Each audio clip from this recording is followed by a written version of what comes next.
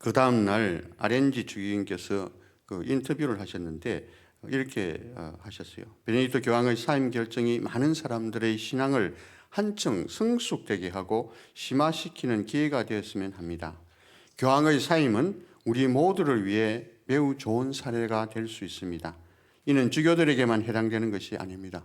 공동선을 위해 일을 한다면서 자신들의 지위를 양보하려 하지 않는 정부나 국가의 수반인 정치인들에게도 해당되는 것입니다. 그래서 어제 교황이 보여준 결단은 교회, 국가, 대학 혹은 기관이든 누구에게든지 교훈이 되기를 희망합니다. 권위와 기득권을 가지고 봉사하려는 모든 사람들에게 살아있는 교훈이 되기를 기대합니다. 그렇게 인터뷰를 하셨어요. 교황의 자리라는 것이 예사로운 자리가 아니죠. 여러분들 본당에서 활동하고 뭐 또 어떤 사회에서 어떤 활동을 할 때 어떤 지위를 가지게 될 때 뭐 본당에서 레지오 단장 그것도 놓기 싫어 가지고 그냥 우리가 앙탈을 부리고 뭐 그러죠, 그죠? 뭐 구역장, 반장, 구역장, 반장 봉사직이라서 서로 안 하려고 하지만은 하여튼 나 자신을 드러내 보이려고 하는 그런 자리에 있을 때 그 자리를 내려놓는다는 것이 그렇게 쉬운 일이 아니죠. 우리 자신을 쳐다볼 때. 그런데 교황님께서 그 당신의 그 직을 내려놓는다라는 것은 어떤 의미에서 엄청난 결단이고 그분의 영성이 얼마나 이 교회를 사랑하는 마음에서부터 비롯됐는가를 우리가 짐작할 수 있습니다. 또 그런 것이고. 그래서 제가 말씀드리고 싶은 것은 지금 우리가 두 분의 정말 훌륭한 교황님을 모시고 있다라는 이야기.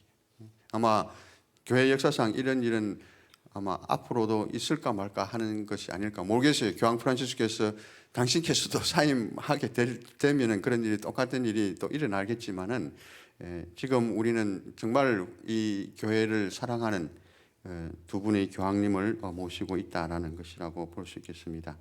그 다음에 이 교황의 부재에서 콘클라베까지의 어떤 일들이 있는가에 대해서 말씀드리려고 합니다. 보통 교황님께서 돌아가셔야만이 콘클라베가 소집이 돼요. 그래서 보통 교황님이 돌아가시면은 이 가톨릭 교회 바티칸에서는 9일장을 치르게 돼요. 9일 동안 애도의 시간을 보냅니다. 그래서 9일장이 끝나고 그 다음에 15일이 지나기 전에 콘클라베가 이제 소집이 됩니다. 열리게 돼요.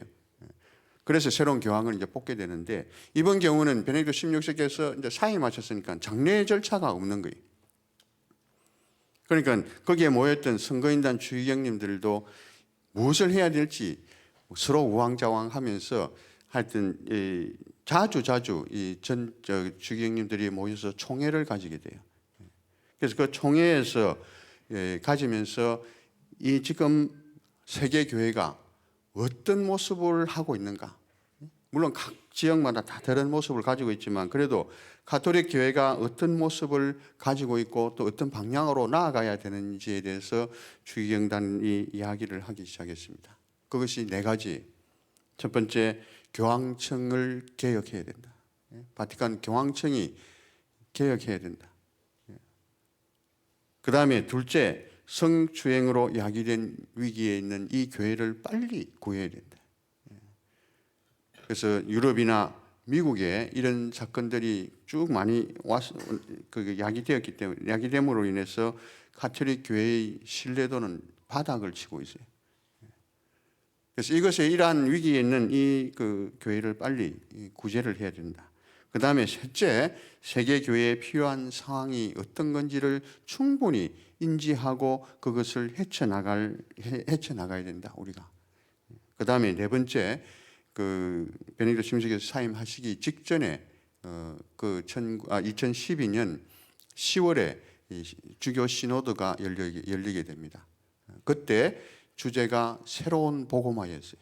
이 가톨릭 교회를 어떤 모습으로 새로 복음화를 시켜야 되는가에 대해서 주교님들이 모여서 시노드를 하게 돼요. 그래서 그러한 시노드의 내용을 충분히 이 전 세계 교회의 복음화를 위해서 이렇게 나아갈 수 있는 그런 교회의 모습이 되어야 된다라고 이렇게 네 가지 주제로 요약하게 돼요.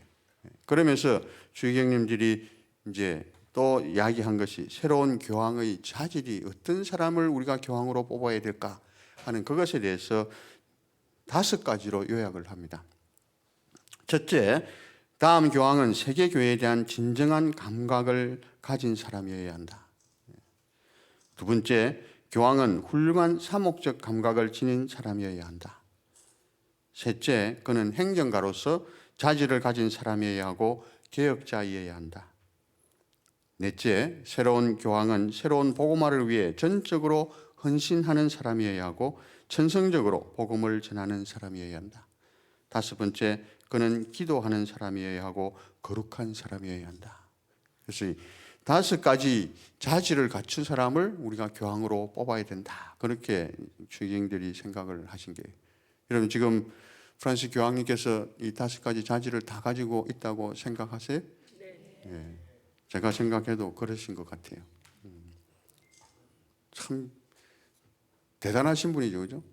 우리가 누구를 지도자로 뽑을 때 그 자질에 다 맞는 사람을 구하기가 진짜 힘든데 아마 이 5가지를 다 갖춘 이 프란시스 교황님을 우리가 이렇게 가지고 있다는 것이 또 얼마나 축복된 것인가 그렇게 생각이 듭니다. PBC 평화방송